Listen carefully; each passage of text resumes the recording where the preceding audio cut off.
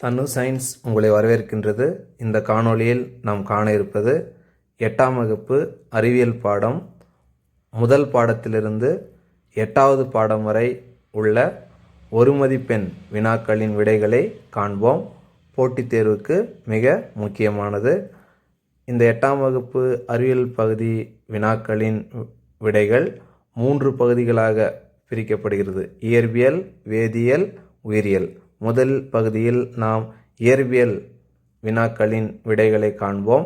அதாவது ஒரு மதிப்பெண் வினாக்களின் விடைகள் பாடம் 1 முதல் 8 வரை. முதல் பாடம் அளவீட்டியல். சரியான விடையை தேர்ந்தெடுத்து எழுதுக. கீழ்கண்டவற்றுள் எது ஆங்கிலேய அலகுமுறை? FPS, அதாவது ஃபுட், பவுண்ட், செகண்ட் சொல்லுவாங்க ஆங்கிலத்தில். FPS. அடுத்து மின்னோட்டம் என்பது டேஷ் அளவு ஆகும், அடிப்படை அளவு ஆகும்.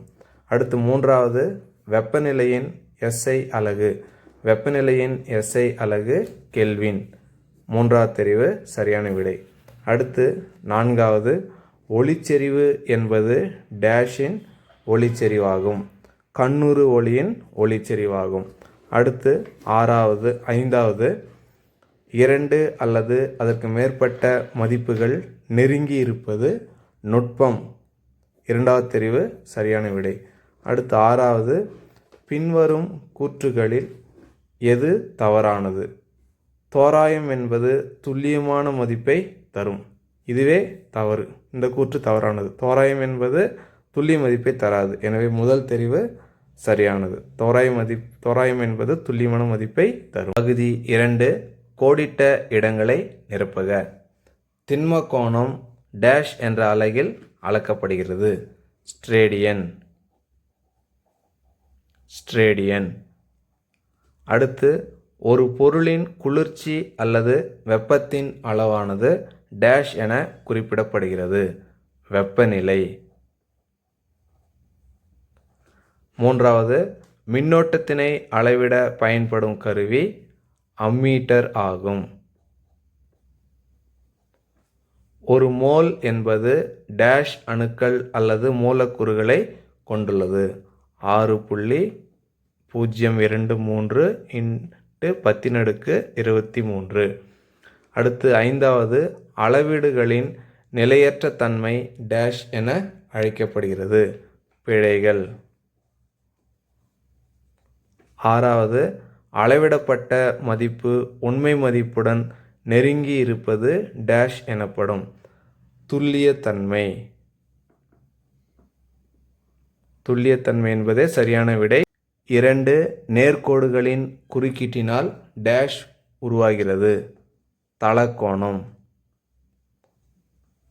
அதே 3 நேர்கோட்டுகளின் குறுக்கீடினால் என்று கொடுக்கப்பட்டிருந்தால் திண்மக்கோணம். 2 நேர்கோடுகளினில் தலக்கோணம், 3 எனில் திண்மக்கோணம். பொறுத்துக வெப்பநிலை குளிர்ச்சி அல்லது வெப்பத்தின் அளவு. தலக்கோணம் 2 தளங்களின் குறுக்கீட்டினால் ஏற்படும் கோணம். திண்மக்கோணம் 3 அல்லது அதற்கு மேற்பட்ட தளங்களின் குறுக்கீட்டினால் ஏற்படும் கோணம். துல்லியத்தன்மை உண்மையான மதிப்பின் நெருங்கிய அளவு. நுட்பம் 2 அல்லது அதற்கு மேற்பட்ட அளவீடுகளின் நெருங்கிய தன்மை. பாட எண் 2 விசையும் அழுத்தமும். சரியான விடையை தேர்ந்தெடு. ஒரு பொருள் இயங்கும் திசைக்கு எதிரான திசையில் விசையை செலுத்தினால் அப்பொருளின் இயக்கமானது நின்றுவிடும். முதல் தெரிவு சரியான விடை.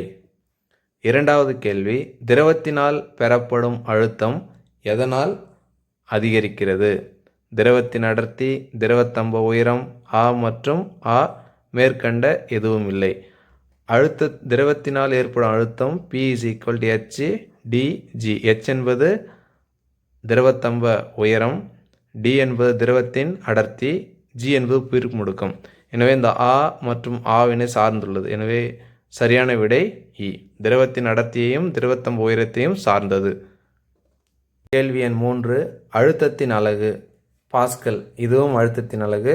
நியூட்டன் m/-2 இதுவும் அழுத்தத்தின் அலகு. எனவே விடை இ. மற்றும் 4வது கடல் மட்டத்தில் வளிமண்டல அழுத்தத்தின் மதிப்பு 76 சென்டிமீட்டர் பாதரச தம்பம். முதல் தெரிவு சரியான விடை. அடுத்து 5வது பாஸ்கல் விதி இதில் பயன்படுகிறது. பாஸ்கல் விதி நீரியல் உயர்த்தி, தடை செலுத்தி, அழுத்தப்பட்ட பொதி, மேற்கண்ட அனைத்தும், இவை அனைத்திலும் பாஸ்கல் விதி செயல்படுகிறது. எனவே என்பது சரியான விடை.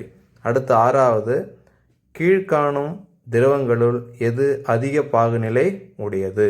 கிரீஸ். முதல் தெரிவு சரியான விடை. 7வது பாகுநிலையின் அலகு. பாகுநிலையின் அலகு பாய்ஸ். பாய்ஸ்ன்னு படிக்கக்கூடாது, பாய்ஸ். அதே எஸ்ஐ அலகு முறையில் கேஜி m⁻⁻1 s⁻⁻1 வரும். இது சிஜிஎஸ் அலகு முறையில் பாய்ஸ் என கூறப்படுகிறது, பாகுநிலையின் அலகு. அடுத்து கோடிட்ட இடங்களை நிரப்புக. ஆழம் அதிகரிக்கும் போது திரவ அழுத்தமும் அதிகரிக்கும்.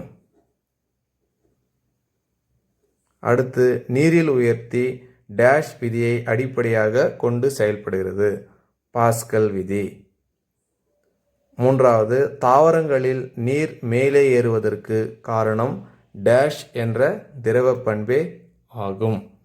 பரப்பு இழுவிசை. அடுத்து 4வது எளிய பாதரசமானி முதலில் டேஷ் என்பவரால் உருவாக்கப்பட்டது. டாரிசெல்லி. பொறுத்துக. ஆ. நிலை உராய்வு பொருள்கள் ஓய்வு நிலையில் உள்ளன. இயக்க உராய்வு பொருள்கள் இயக்கத்தில் உள்ளன. உருளும் உராய்வு குறைந்த உராய்வு. திரவ அடுக்குகளுக்கிடையான உராய்வு பாகுநிலை. நழுவு உராய்வு பொருள்கள் நழுவுகின்றன. அடுத்து 2வது பொறுத்துக. பாதரசமானி வளிமண்டல அழுத்தம். தொடுப்பரப்பை அதிகரித்தல். தொடுப்பரப்பை அதிகரித்தால் உராய்வும் அதிகரிக்கும். எனவே உராய்வை அதிகரிக்கும். தொடுப்பரப்பை குறைத்தல் உராய்வை குறைக்கும்.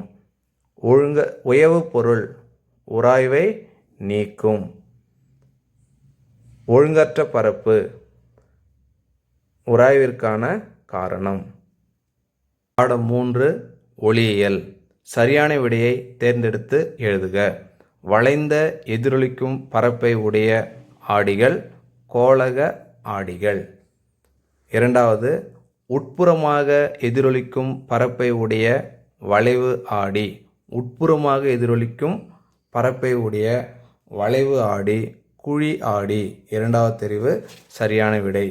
அடுத்து 3வது வாகனங்களில் பின்காட்சி ஆடியாக பயன்படுத்தப்படும் ஆடி குவி ஆடி. 2வது தெரிவு சரியான விடை. அடுத்து 4வது ஒரு ஆடியின் ஆடி மையத்தையும் வளைவு மையத்தையும் இணைக்கும் கற்பனை கோடு டேஷ் எனப்படும். முதன்மை அச்சு எனப்படும்.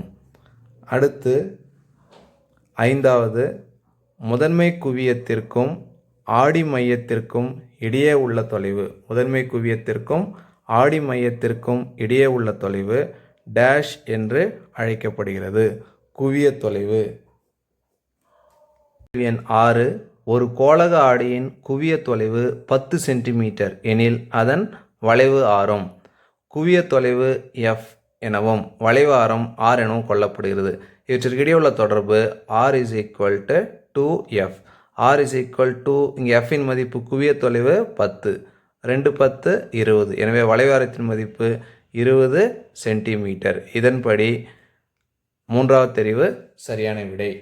அடுத்து 7வது பொருளின் அளவும் பிம்பத்தின் அளவும் சமமாக இருந்தால் பொருள் வைக்கப்பட்டுள்ள இடம் Cயில். அடுத்து கோடிட்ட இடங்களை நிரப்புக.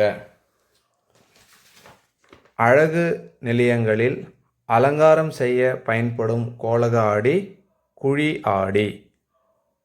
அடுத்து 2வது கோளக ஆடியின் வடிவியல் மையம் டேஷ் எனப்படும். ஆடி மையம் எனப்படும். அடுத்து 3வது குவியாடியில் தோன்றும் பிம்பத்தின் தன்மை நேரான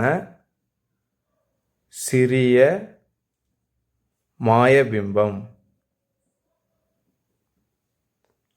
அடுத்து கண் மருத்துவர் கண்களை பரிசோதிக்க பயன்படுத்தும் ஆடி குழி ஆடி. ஐந்தாவது ஒளிக்கதிர் ஒன்றின் படுகோணத்தின் மதிப்பு 45 டிகிரி எனில் எதிரொலிப்பு கோணத்தின் மதிப்பு 45 டிகிரி. ஒளி எதிரொலிப்பு விதியின்படி படுகோணமும் எதிரொலிப்பு கோணமும் சமம். படுகோணம் 45 டிகிரி எனில் எதிரொலிப்பு கோணம் 45 டிகிரி. அடுத்து ஆறாவது இணையாக உள்ள இரண்டு சமதள ஆடிகளுக்கிடையே ஒரு பொருளானது வைக்கப்பட்டால் உருவாகும் பிம்பங்களின் எண்ணிக்கை. இதற்கான சமன்பாடு n = 360/θ-1. இங்கு θ என்பது இரு ஆடிகளுக்கு இடைப்பட்ட கோணம். இங்கு இரு ஆடிகளும் இணையாக வைக்கப்படுகிறது. இணையாக வைக்கப்பட்டால் தீட்டாவின் மதிப்பு 0. அப்போது 360 வகுத்தல் 0 இது இன்ஃபினிட்டிவ் ஆகிடும், முடிவிலி. அதனால் விடை எண்ணிக்கை இல்லாத பிம்பங்கள் உருவாகும். எனவே முடிவில்லாத பிம்பங்கள் எண்ணிக்கை தோன்றும். பொறுத்துக குவி ஆடி பின்னோக்கு பார்வை ஆடி நம்முடைய வாகனங்கள்லாம் பயன்படுத்தப்படுகிறது. பரவளைய ஆடி ரேடியோ தொலைநோக்கிகள். ஸ்னெல் விதி sin A by sin R = μ. நிறப்பிரிகை வானவில். இந்த கைலடாஸ்கோப்பில் என்ன சொல்லியிருக்கணும்னா இந்த இடத்துல பன்முக எதிரொலிப்புன்னு கொடுத்துருக்கலாம். எனவே தரப்படவில்லை, இவை அப்படியே விட்டுவிடலாம். கைலடாஸ்கோப்பில் பயன்படும் தத்துவம் பன்முக எதிரொலிப்பு. பாட எண் 4 வெப்பம். சரியான விடையை தேர்ந்தெடுத்து எழுதுக. வெப்பம் என்பது ஒரு வகையான வெப்ப ஆற்றல். முதல் தெரிவு. மூன்றாவது தெரிவு சரியான விடை. அடுத்த கேள்வி எண் 2. ஒரு பொருளுக்கு வெப்ப ஆற்றல் அளிக்கப்படும் போது பின்வருவனவற்றுள் எது அல்லது எவை நிகழ முடியும்? விரிவடைதல், வெப்பநிலை உயர்வு, நிலைமாற்றம், அனைத்தும். நான்காவது தெரிவு சரியான விடை அனைத்தும். அடுத்து மூன்றாவது, பின்வரும் பொருள்களில் எது அதிக வெப்ப ஆற்றலை உட்கவர்கிறது? திடப்பொருள், திரவப்பொருள், வாயுப்பொருள், அனைத்தும். அனைத்தும் அதிக வெப்ப ஆற்றலை உட்கவர்கிறது. கேள்வி எண் 4. திட, திரவ மற்றும் வாயுக்களுக்கு சம அளவு வெப்ப ஆற்றல் அளிக்கும்போது எது அதிக விரிவுக்குட்படும்? நான்காவது இ வாயுப்பொருள். வாயுப்பொருள் அதிக விரிவுக்கு உட்படும். அடுத்து ஐந்தாவது, திரவ நிலையிலிருந்து திடநிலைக்கு மாறும் நிகழ்விற்கு டேஷ் என்று பெயர். உறைதல். திரவநிலைனா நீர், திடநிலைனா ஐஸ் கட்டி. அப்போ நீர் இந்த ஐஸ் கட்டியை மாறுறது உறைதல் என்று பெயர். ஆறாவது கேள்வி, வெப்ப கடத்தல் முறையில் வெப்ப ஆற்றல் பரிமாற்றம் டேஷில் நடைபெறும்? திடப்பொருள், திரவப்பொருள், வாயுப்பொருள், அனைத்தும். அனைத்திலும் வெப்ப ஆற்றல் பரிமாற்றம் நடைபெறும். அடுத்து கோடிட்ட இடத்தை நிரப்புக. கலோரிமீட்டர் என்ற சாதனம் டேஷை அளக்க பயன்படுகிறது. திரவத்தின் வெப்ப ஏற்புத்திறன். திரவத்தின் வெப்ப ஏற்புத்திறனை அளக்க பயன்படுகிறது. அடுத்து 1 கிராம் நிறையுள்ள நீரின் வெப்பநிலையை 1 டிகிரி செல்சியஸ் உயர்த்த தேவைப்படும் வெப்ப ஆற்றலின் அளவு டேஷ் எனப்படும், கலோரி எனப்படும். அடுத்து மூன்றாவது, வெப்ப கட்டுப்படுத்தி என்பது டேஷை மாறாமல் வைத்திருக்கிறது, வெப்பநிலையை. அடுத்து நான்காவது, வாயு நிலையிலிருந்து திரவ நிலைக்கு ஒரு பொருள் மாறும் நிகழ்விற்கு டேஷ் என்று பெயர், குளிர்தல். அடுத்த ஐந்தாவது, ஒரு அமைப்பிற்கு வெப்ப ஆற்றலை அளிக்கும் போது அதன் வெப்பநிலை அதிகரிக்கும். அடுத்து கேள்வி எண் 6. ஒரு கலனில் உள்ள திரவத்தின் வெப்பநிலையை உயர்த்தும் போது அணுக்களுக்கிடையான தொலைவு குறையும்.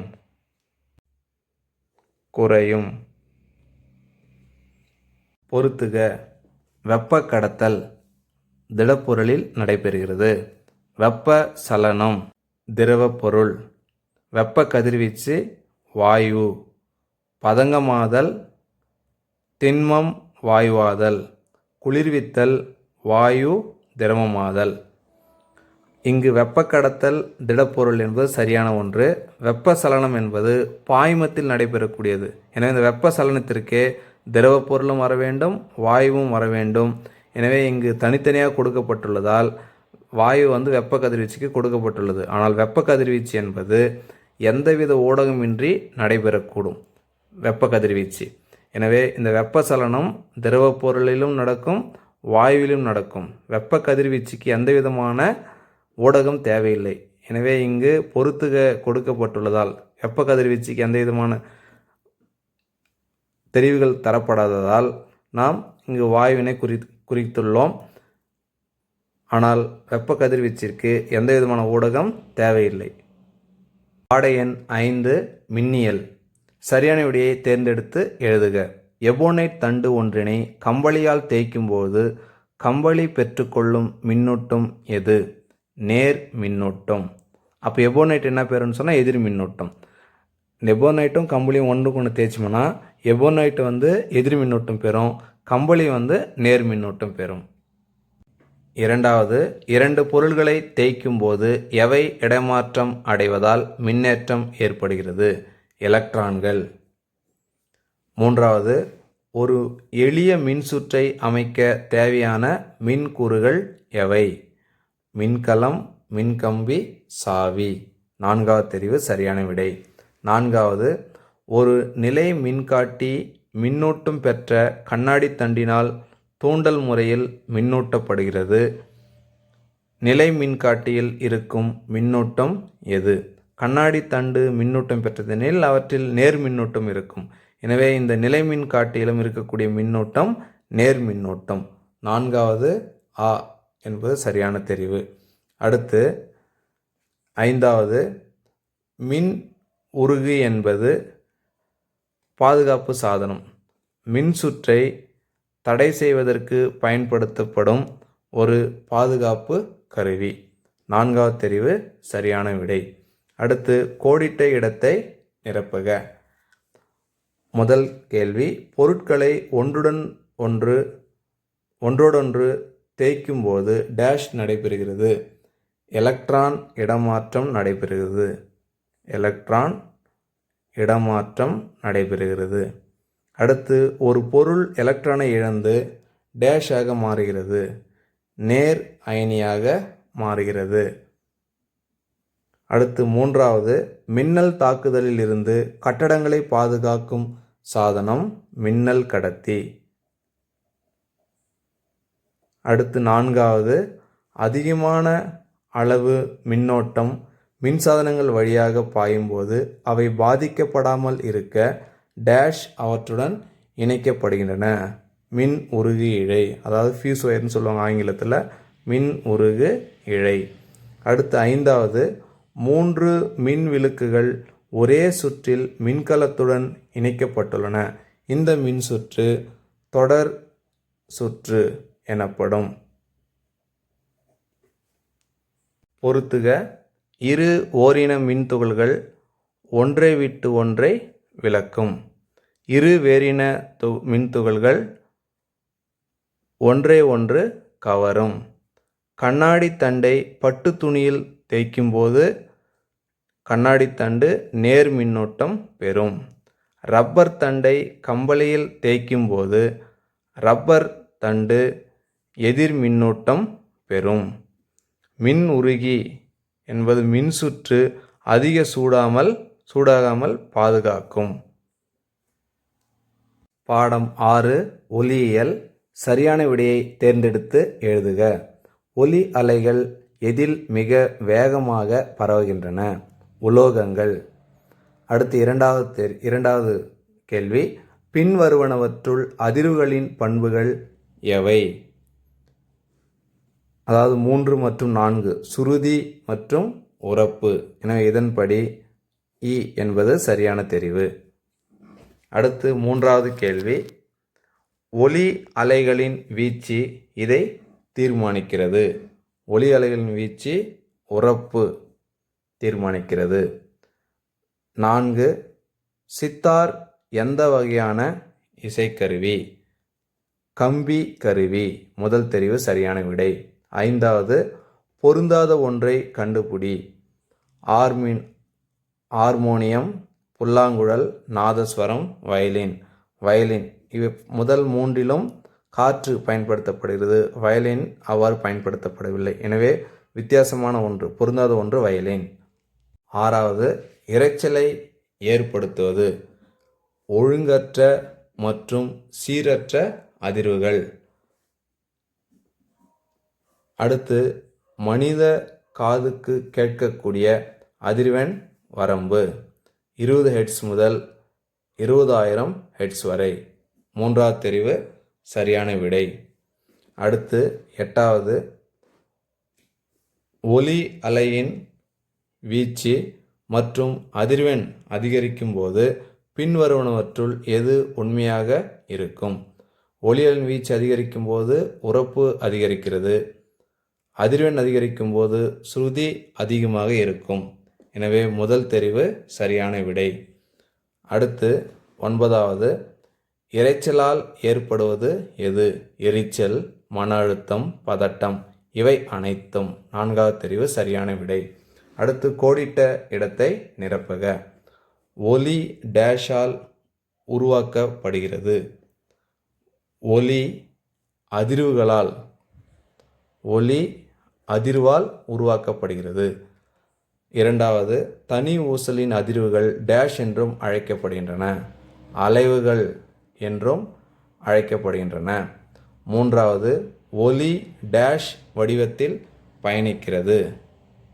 ஒலி இயந்திர அலை வடிவத்தில் பயணிக்கிறது. அடுத்து 4வது உங்களால் கேட்க முடியாத உயர் அதிர்வெண் கொண்ட ஒலிகள் டேஷ் எனப்படுகின்றன. மீ ஒலி. அடுத்து 5வது ஒலியின் சுருதி அதிர்வுகளின் டேஷை சார்ந்தது, அதிர்வெண்ணை சார்ந்தது. அடுத்து 6வது அதிர்வுறும் கம்பியின் தடிமன் அதிகரித்தால் அதன் ஸ்ருதி குறையும். அடுத்து பொறுத்துக. மீ ஒலி என்பது அதிர்வெண் 20,000 ஹெர்ட்ஸுக்கு மேல் உள்ள ஒலி. காற்றில் ஒலியின் வேகம் 331 மீட்டர் செகண்ட் பவர் -1. ஒலி இன்ஃப்ராசோனிக்ஸ் என்பது அதிர்வெண் 20 ஹெர்ட்ஸுக்கு கீழுள்ள ஒலி. ஒலி பரவுவதற்கு ஊடகம் தேவை. 7 காந்தவியல். சரியான விடையை தேர்ந்தெடு. பின்வருவனவற்றுள் காந்தத்தால் கவரப்படும் பொருள் இரும்பு மற்றும் எஃகு. 2வது கீழ்காணும் ஒன்று நிலைத்த காந்தத்திற்கு எடுத்துக்காட்டாகும். நியோடிமியம். அடுத்து 3வது ஒரு சட்ட காந்தத்தின் தென்முனையும் U வடிவ காந்தத்தின் வடமுனையும் ஒன்றை ஒன்று கவரும். முதல் தெரிவு சரியான விடை. 4வது கற்பனையான புவி காந்தப்புலம் எந்த வடிவத்தினை போன்றது? சட்டகாந்தம். 4வது தெரிவு சரியான விடை. அடுத்து 5வது MRI என்பதன் விரிவாக்கம் மேக்னெட்டிக் ரெசனன்ஸ் இமேஜிங். முதல் தெரிவு சரியான விடை. எண் 6 காந்த ஊசி டேஷ் பயன்படுகிறது. காந்த விசை கோடுகளை வரைய, காந்த புலத்தின் திசையை அறிய, கடல் பயணத்திற்கு, மேற்கான அனைத்தும். எனவே 4வது தெரிவு சரியான விடை. கோடிட்ட இடங்களை நிரப்புக. காந்தத்தின் வலிமை அதன் முனைகளில் பெருமமாகும். பெருமம். ஒரு காந்தம் டேஷ் முனைகளை கொண்டது, இரு முனைகளை கொண்டது. 3வது மின்சார உற்பத்திக்கு பயன்படும் காந்தங்கள் டைனமோக்கள். 4வது கனமான இரும்பு பொருள்களை உயர்த்த பயன்படுவது மின்காந்தம். 5வது, தடையின்றி தொங்கவிடப்பட்ட காந்தம் எப்பொழுதும் டேஷ் வட தென்முனைகளை நோக்கி இருக்கும். புவியின் வட தென்முனைகளை நோக்கி இருக்கும். அடுத்து பொறுத்துக. மேக்னடைட் என்பது இயற்கை காந்தம். ஒரு சிறு சுழலும் காந்தம் காந்த ஊசி பெட்டி. கோபால்ட் என்பது ஃபெர்ரோ காந்த பொருள். வலைப்பரப்புகள் காந்த விசை கோடுகள். பிஸ்மத் என்பது டயாகாந்த பொருள், நேராகவே உள்ளது.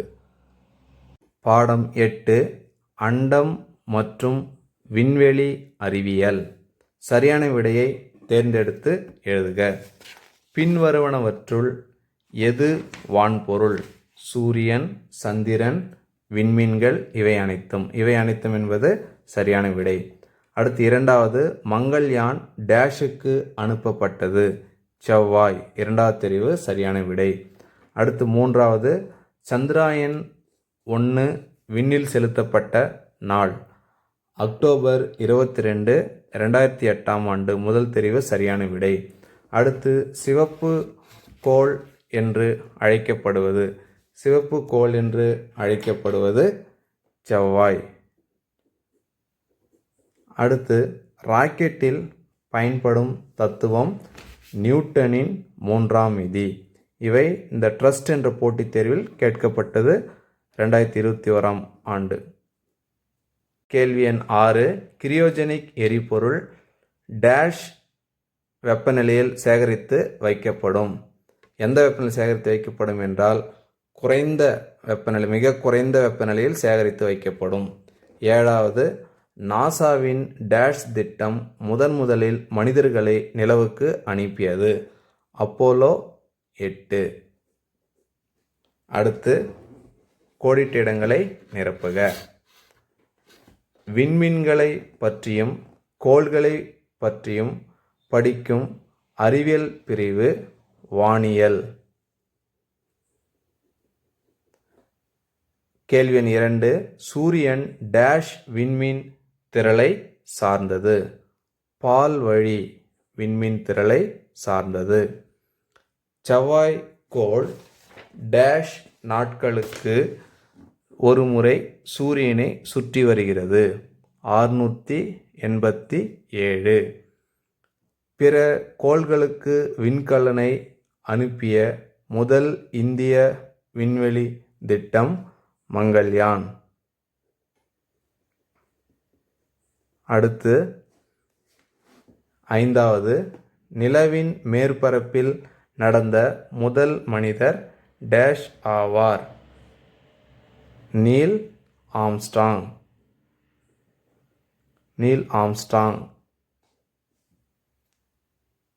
பொறுத்துக. சந்திராயன் என்பது சந்திரனுக்கு அனுப்பப்பட்டது. மங்கள்யான் என்பது செவ்வாய்க்கு அனுப்பப்பட்டது. கிரியோஜெனிக் என்பது எரிபொருள். அப்போலோ 8 என்பது முதலில் மனிதனை நிலவுக்கு அனுப்பிய திட்டம். அப்போலோ 11 என்பது முதலில் மனிதனை நிலவில் தரையிறங்க செய்த திட்டம். நன்றி மாணவர்களே.